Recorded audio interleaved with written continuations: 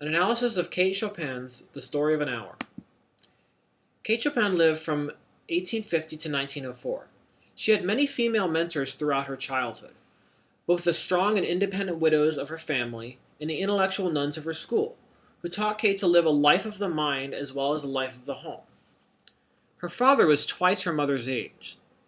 When she was a child, her dad died in a train accident.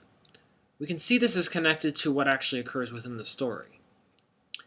In her family, all the women were widows who never remarried. Thus, there were few male figures in her family. As a child in school, she was forced to abandon her best friend because of the friend's family had Confederate sympathies during the Civil War. She married a wealthy cotton distributor when she was 19. He died when she was 32, leaving her with 6 children to raise on her own. Soon thereafter, her mother died. A family friend suggested that she begin writing as a way to express her anger, disappointment, and frustration. She became popular as a writer, but never made much money from it. Kate Chopin translated one of Guy de Maupassant's stories for a magazine, and she took this quote from that story as a personal credo. "Whatever we may do or attempt, despite the embrace and transports of love, the hunger of the lips, we are always alone. I have dragged you out of the night in the vain hope of a moment's escape from the horrible solitude which overpowers me. But what is the use? I speak and you answer me, and still each of us is alone, side by side, but alone." So clearly this is a rather sad realization about life, but Chopin was significantly moved by it. She believed that neither friendship, romance, marriage, nor even motherhood could provide lifelong companionship or a sense of identity. In the end, we are all alone.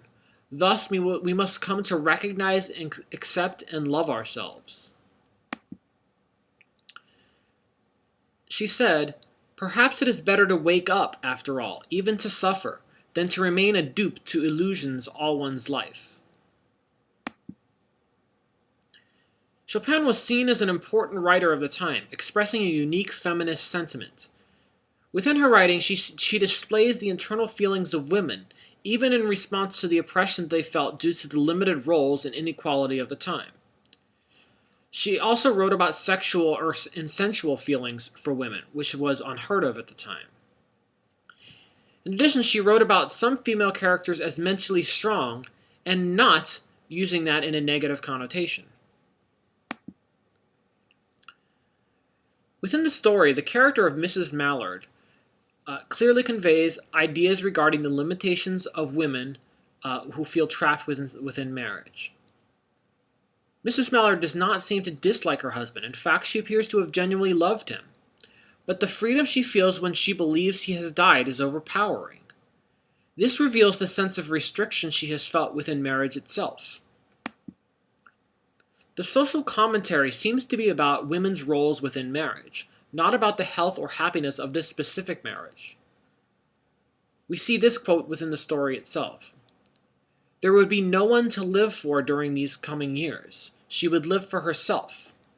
There would be no powerful will bending hers in that blind persistence with which men and women believe they have a right to impose a private will upon a fellow creature." Within the story, there is significant use of irony, both situation and verbal irony. We will discuss this within our discussion board.